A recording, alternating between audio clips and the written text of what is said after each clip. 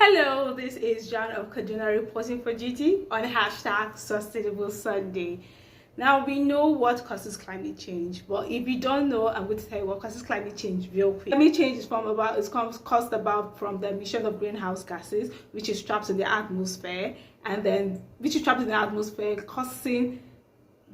causing increased warming of the earth, which is known as global warming. Global warming in turn causes climate change, and now that's what climate change is all about, and then that's what causes climate change. But then, who are responsible for the emission of these greenhouse gases that causes this global warming that in turn causes this climate change? Well, this video is not about trading blames about who is responsible, because we keep on trading blames about who is responsible, we might not be able to actually do what is actually required of us. But at the same time, we need to know who are actually responsible so that we could be able to tailor solutions around the root causes of this problem. So that's what this video is about, because I was actually curious, and I'm sure you are also curious. That's why you're watching this video.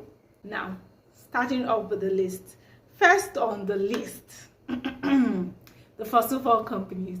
Now, I actually have a degree in the engineering of fossil fuels.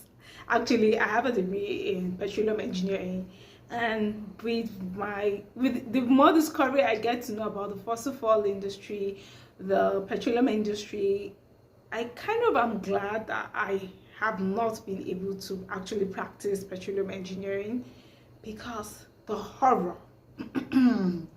So actually, fossil fuel companies, not just about from the extraction of the fossil fuels and the activities that and their direct activities in the industry, is also about the fact that they have actually known that their activities were causing global warming due to the high emission of greenhouse gases that they emit, but they did not do anything about it for at least 2 decades. They have known for at least 2 decades. So they knew before even a lot of the world knew that they were causing havoc. They knew, but they didn't do anything. They did almost nothing about it. Instead of investing all that energy in looking for solutions, they invested all that energy in propagandas, PR tactics, media campaigns, and they also tried to push the blame on the consumers instead of on themselves, and made it seem like, well, if you actually care about the environment, then why are you using vehicles? Why are you using the fossil fuels? But also, they knew that because these fossil fuel products was what was readily available to consumers, what was readily available to the end users, what was the cheaper alternatives, or what was available at the time.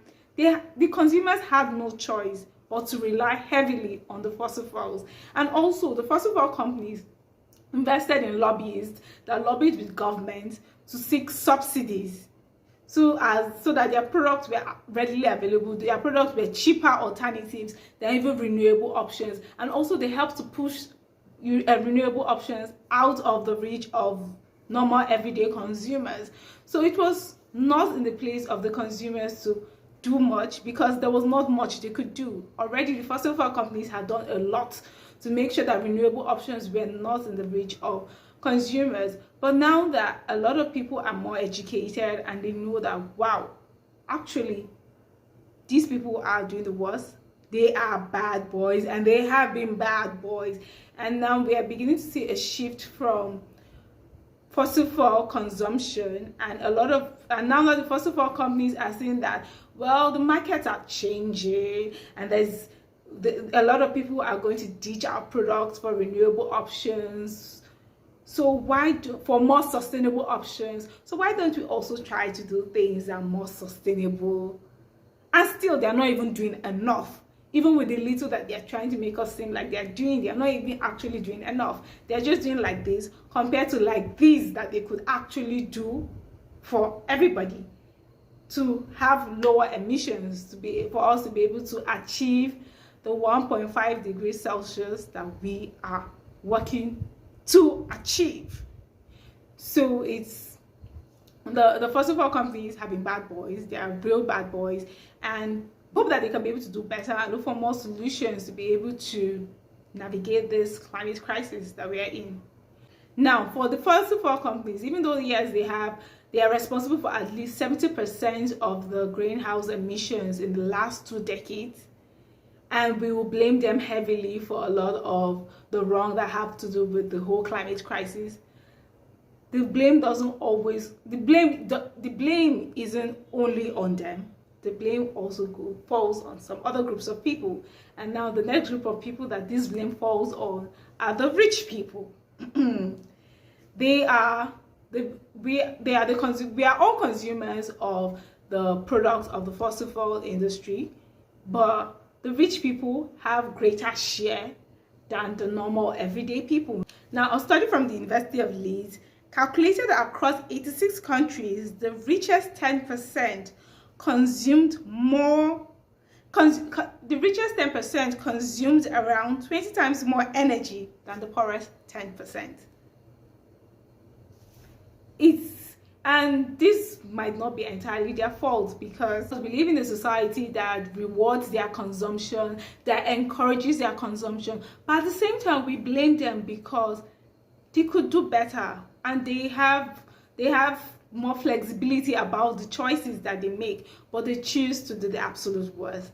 We have rich people that have more than one private jet. We have almost every rich person aiming to have private jets, the type of transport that they use. And already air transport is one carbon intensive form of transportation, and it emits a lot of carbon.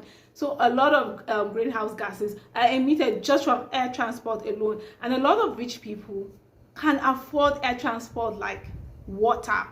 Like they can afford air transport like they are drinking water. They are always on the go, here to there, and they are using, and even though they have the option of being more responsible with their consumption, a lot of them actually don't care, because, well, the world glamorizes luxury. The world glamorizes the kind of lifestyles that they have. Everybody aims to have that kind of lifestyle that they have because of the way they've glamorized it, which is actually not sustainable, and especially for the planet, which is actually not sustainable, especially for the planet. We have the rich people that have fleets of cars, multiple homes in multiple places, big luxurious homes that they actually don't need, because, well, the lifestyle is what the world glamorizes and what the world preaches.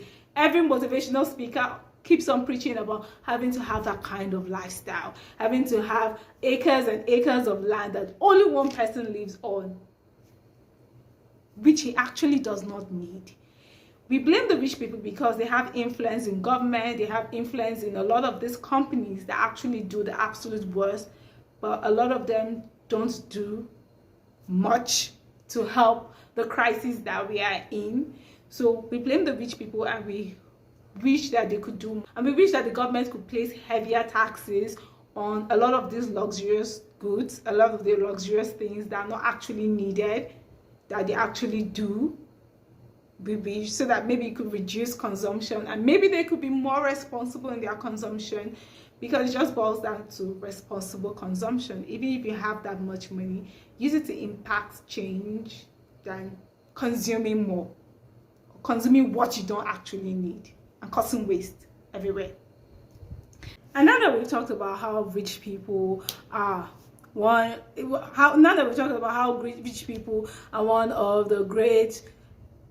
the emitters of greenhouse gases, now we talk about rich countries. Those are the third group of people, or a group of people. Countries are a group of people. They are the third category that are responsible for climate change. Now, rich countries like the US of A have been bad boys, real bad boys. Okay, USA is responsible for a quarter of the emissions, of the carbon emissions that we have, like from 1751. They are the largest carbon emitters. That's why China's huge rise in emissions, they still not reach USA. If you compare the emissions per person in China to that of the US, the person in China just is half of the person in China's emissions, total emissions is half of that of one person in the US.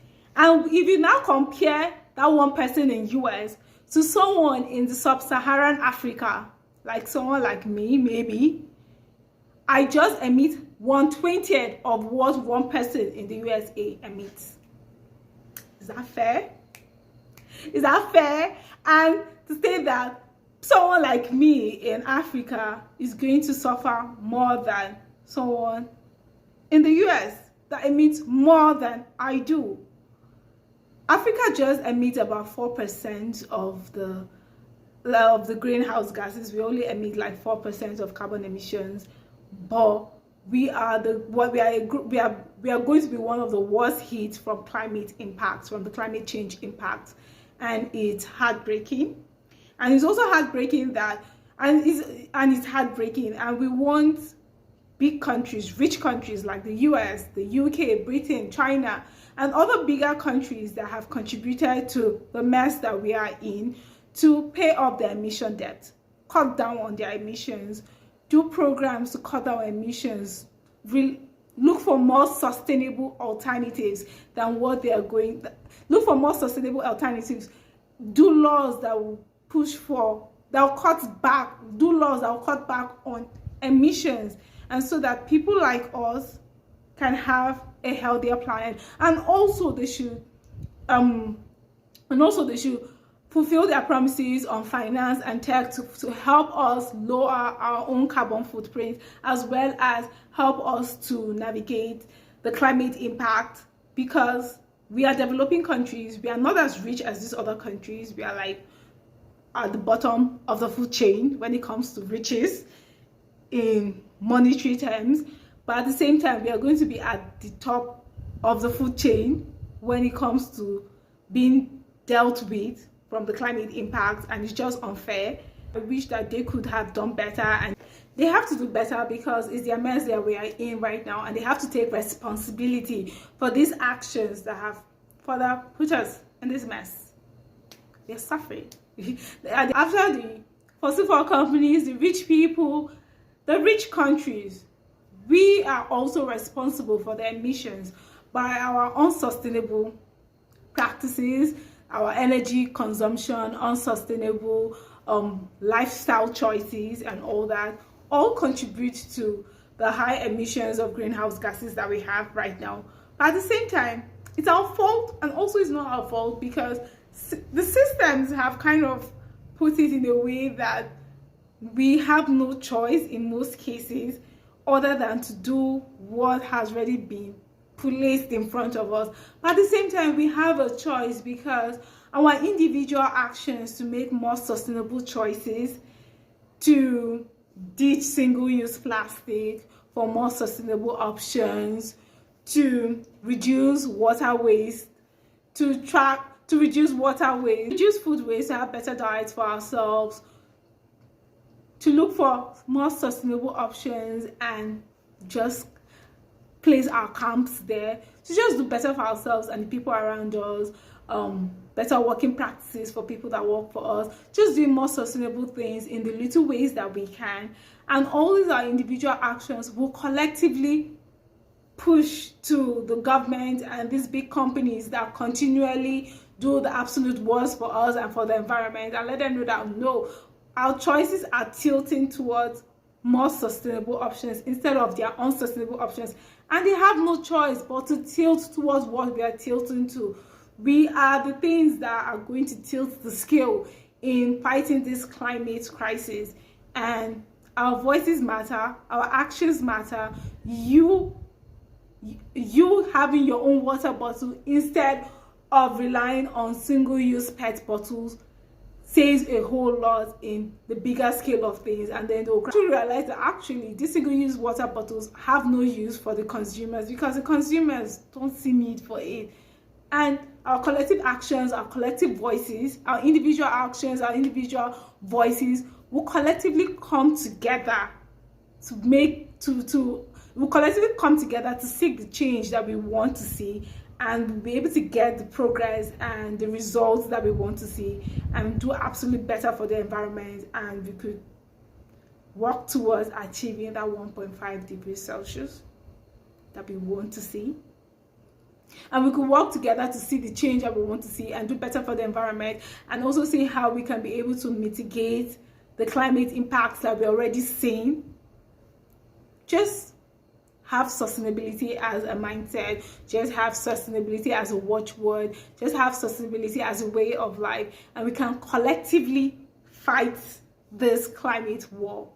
If you've watched this video up to now, you're doing well. Thank you very much. And you could do better by liking and subscribing this video and sharing this video to as much people as you think will want to hear the gospel.